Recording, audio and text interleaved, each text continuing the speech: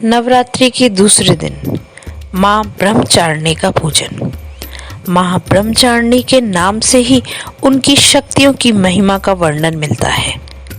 ब्रह्म का अर्थ तपस्या और चारिणी का अर्थ आचरण करने वाली, अर्थात तप का आचरण करने वाली शक्ति माँ ब्रह्मचारिणी।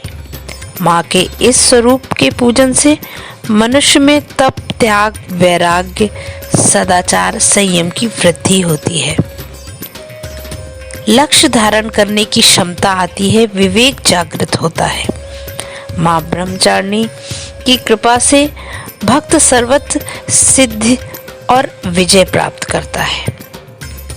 आजकल की जिंदगी में, प्रोफेशनल लाइफ में विश्वास और दृढ़ता की कमी महसूस करते हैं। उन लोगों को विशेष रूप से माँ ब्रह्मचारिणी के स्वरूप का ध्यान करना चाहिए और उनका पूजन करना चाहिए। प्रोफेशनल जिंदगी में विश्वास और दृढ़ता बढ़ती है, अपने काम को ज़्यादा अच्छे तरीके से करने की कल्पना शक्ति बढ़ती है, हिम्मत आती है, हमेशा नए नए विचार आते हैं। जीवन में कठिन संघर्षों के होते हुए भी संयमित मन से कर्तव्य पथ पर चलने की शक्ति प्राप्त होती है।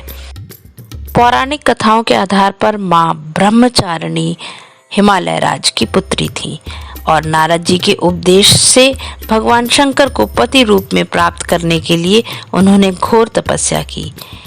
इस कठिन तपस्या के कारण ही उन्हें तपश्चर्णी अर्थात ब्रह्मचारिणी के नाम से जाना गया। 1000 वर्ष तक उन्होंने केवल फल फूल खाकर बिताए और 100 वर्ष तक केवल जमीन पर रहकर शाक पर निर्वाह किया। 3000 वर्षों तक टूटे हुए बेलपत्र खाए और भगवान शंकर की आराधना करती रहीं। इसके बाद उन्होंने सूखे बेलपत्र भी खाना छोड़ दिया।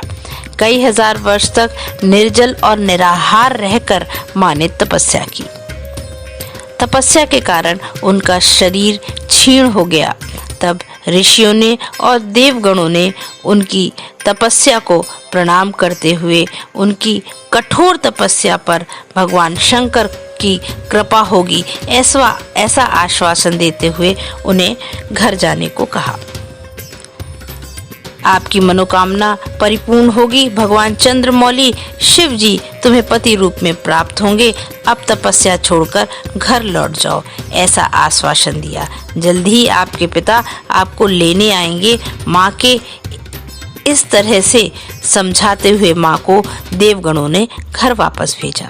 माँ के इस स्वरूप से जीवन की किसी भी लक्ष्य को प्राप्त करने के लिए एक तरह की शक्ति प्राप्त होती है। एक जीवन को अपने किसी तप के रूप में परिवर्तित करने की प्रेरणा मिलती है, एकाग्रता बढ़ती है और अपने लक्ष्य को प्राप्त करने के लिए संघर्ष करना पड़ता है तो उसमें भी उत्सुकता रहती है। जीवन के कठिन संघर्षों में भी मन विचलित हुए बिना धैर्य से एक तप के समान अपने लक्ष्य के प्रति प्रेरित रहता है। माँ ब्रह्मचारिणी देवी की कृपा से सर्व सिद्धियां प्राप्त होती हैं। जीवन के कठिन से कठिन समय में भी इंसान अपने पद से विचलित नहीं होता। माँ का स्वरूप बहुत ही शांत और संयमित व्यवहार को परिलक्षित करने वाला है। उनके दाएं हाथ में जप की माला और बाएं हाथ में कमंडल है। माँ ब्रह्मचारिणी को दूध और दही का भोग लगाया जाता है।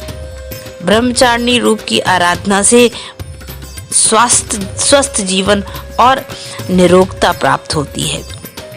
माँ को सफेद मिठाई मिश्री का भोग भी अति प्रिय है। या देवी सर्वभूतेषु माँ ब्रह्मचारिणी रूपेण संस्थिता नमस्तस्यै नमस्तस्यै नमस्तस्यै नमो नमः।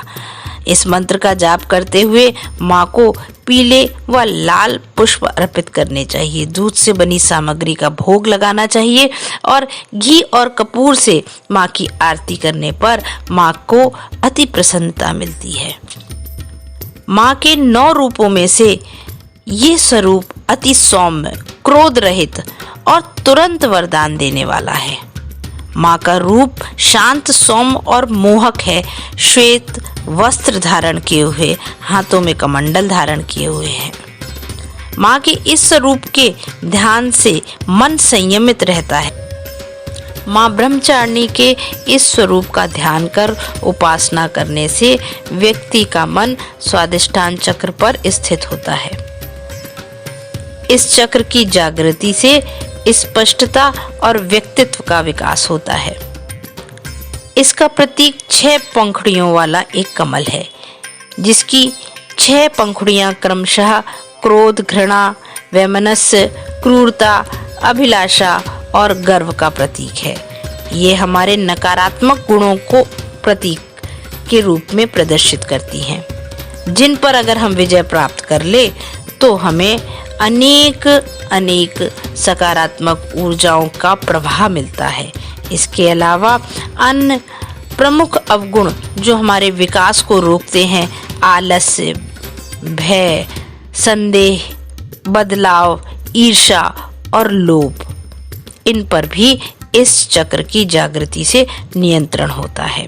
जो व्यक्ति स्वादिष्ठान चक्र को जागृत कर लेता है, माँ की उपासना करते हुए वह रचनात्मक कार्यों में अग्रसर रहता है।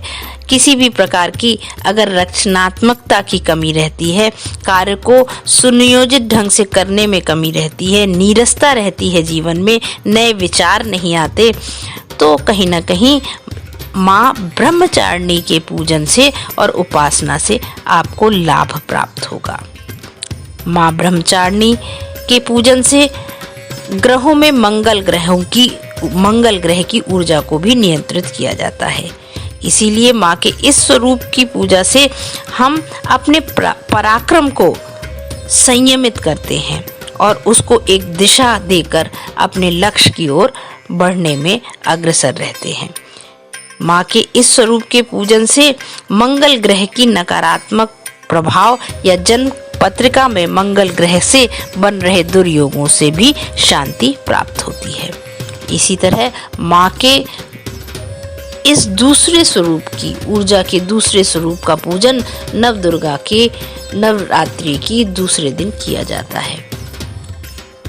ये जीवन में उत्पत्ति के बाद क्रियाशीलता को प्रदर्शित करता है। जय श्री हरि।